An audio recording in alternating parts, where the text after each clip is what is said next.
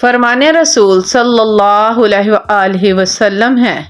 کہ معراج کی رات میری ملاقات ابراہیم خلیل اللہ علیہ السلام سے ہوئی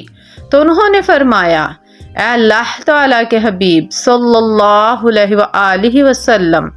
اپنی امت کو میرا سلام پہنچائیں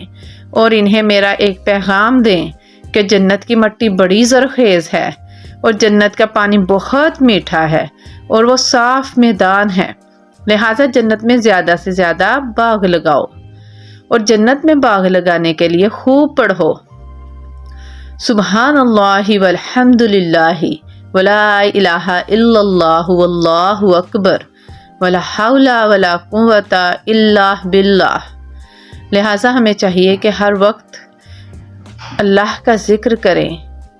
اور اللہ کا نام لے کر جنت میں زیادہ سے زیادہ باغات لگائیں تاکہ ہماری دنیا اور آخرت دونوں سنور جائیں۔